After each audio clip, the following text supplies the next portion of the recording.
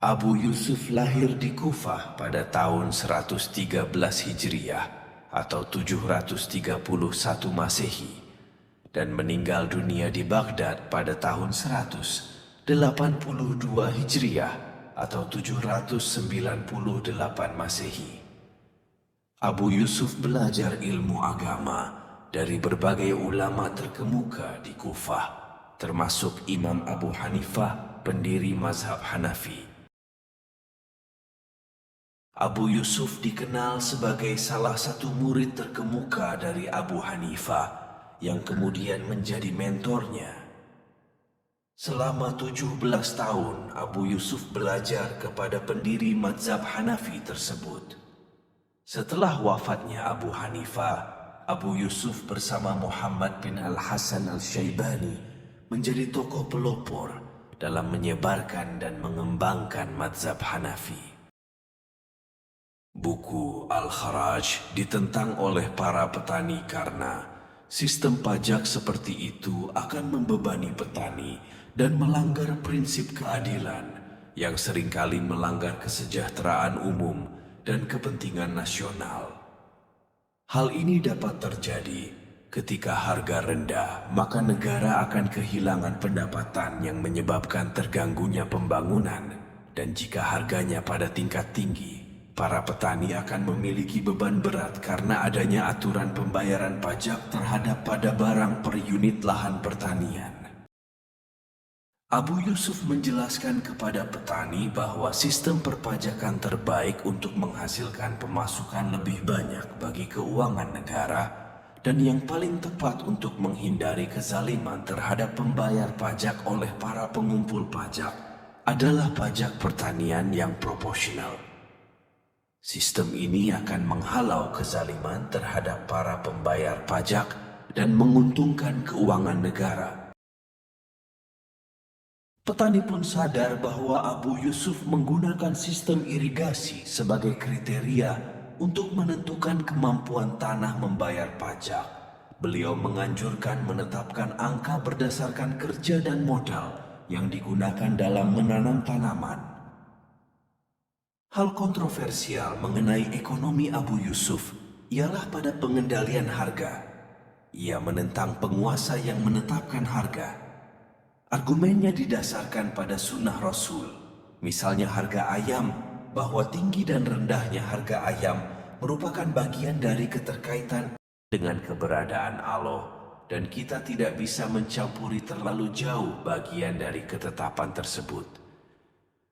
Fakta di lapangan menunjukkan bahwa ada kemungkinan kelebihan hasil dapat berdampingan dengan harga yang tinggi dan kelangkaan dengan harga yang rendah. Namun di sisi lain, para masyarakat kala itu mendukung Abu Yusuf untuk tidak menolak peranan permintaan dan penawaran dalam penentuan harga. Dapat dilihat bahwa pemikiran Abu Yusuf menggambarkan adanya batasan-batasan tertentu bagi pemerintah dalam menentukan kebijakan harga. Abu Yusuf lebih banyak mengedepankan rayu dengan menggunakan perangkat analisis kias dalam upaya mencapai kemaslahatan amma sebagai tujuan akhir hukum. Adapun yang menjadi kekuatan utama pemikiran Abu Yusuf adalah dalam masalah keuangan publik. Dengan daya observasi dan analisisnya, Abu Yusuf menguraikan masalah keuangan dan menunjukkan beberapa kebijakan yang harus diadopsi bagi pertumbuhan ekonomi dan kesejahteraan rakyat. Penting diketahui, para penguasa pada periode itu umumnya memecahkan masalah kenaikan harga dengan menambah produksi bahan makanan dan mereka menghindari kontrol harga. Pendapat Abu Yusuf tentang fluktuasi harga memberikan kesimpulan bahwa sistem ekonomi yang ada belum tentu bisa diterima, tergantung pada keadaan dan situasi yang terjadi pada suatu tempat. Pemikiran ekonomi Abu Yusuf ini hendaklah dapat mendorong kita untuk menjadi umat yang menghubungkan antara agama dan ekonomi, karena hal yang berhubungan dengan kegiatan manusia tersebut telah dijelaskan hukumnya di dalam Al-Quran dan hadis. Selain mendapat kesejahteraan di dunia, kita juga akan mendapat kesejahteraan di akhirat juga.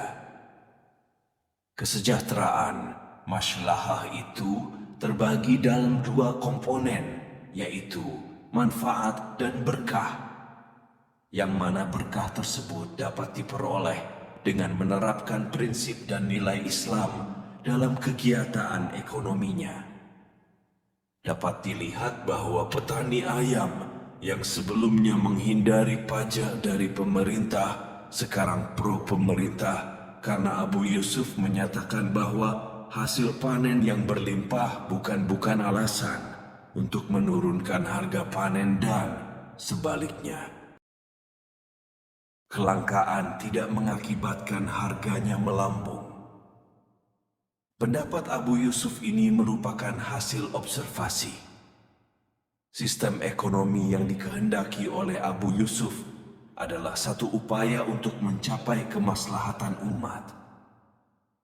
Kemaslahatan ini didasarkan pada Al-Quran, Al-Hadits, maupun landasan-landasan lainnya. Hal inilah yang nampak dalam pembahasannya kitab Al-Kharaj. Kemaslahatan yang dimaksud oleh Abu Yusuf adalah yang dalam terminologi fiqh disebut dengan maslahah atau kesejahteraan. Baik sifatnya individu, mikro, maupun makro, kelompok. Tujuan kebijakan ekonomi Abu Yusuf adalah untuk mencapai maslahah ammah. Maslahah adalah kesejahteraan yang sifatnya individu, mikro, maupun golongan makro. Model pemikiran Abu Yusuf adalah berbentuk pemikiran ekonomi kenegaraan, mengupas tentang kebijakan fiskal yang berkenaan dengan pendapatan negara. Kesimpulannya, Abu Yusuf adalah seorang tokoh penting dalam sejarah ekonomi Islam.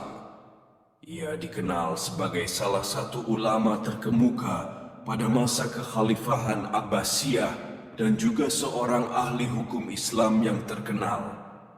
Meskipun Abu Yusuf bukanlah seorang ekonom secara langsung, kontribusinya dalam konteks ekonomi Islam terletak pada pemikirannya mengenai hukum Islam dan prinsip-prinsip keadilan dalam ekonomi. Ia dikenal karena karya tulisnya yang berjudul Kitab Al-Kharaj yang membahas tentang pajak dan sistem perpajakan dalam konteks ekonomi Islam.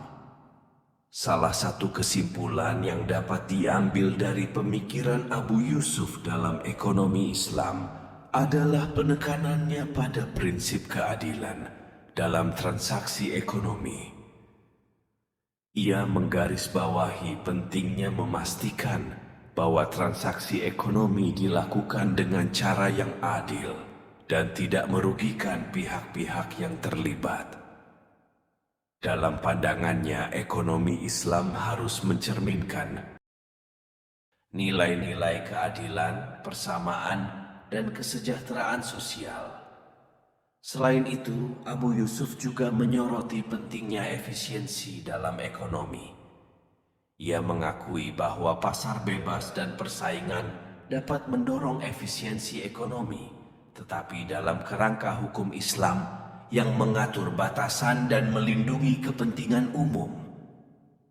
Kesimpulan lainnya adalah bahwa Abu Yusuf mengakui peran penting negara dalam mengatur dan mengawasi kegiatan ekonomi. Ia menyatakan bahwa negara memiliki tanggung jawab untuk menyediakan keadilan sosial dan melindungi masyarakat dari eksploitasi ekonomi yang tidak adil.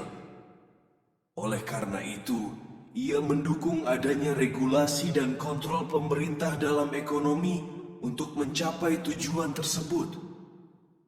Kesimpulan-kesimpulan ini didasarkan pada pemahaman umum tentang pemikiran Abu Yusuf dalam konteks ekonomi Islam. Namun penting untuk dicatat bahwa pemikiran dan pandangan ekonomi Islam dapat bervariasi di antara para ulama dan tokoh lainnya.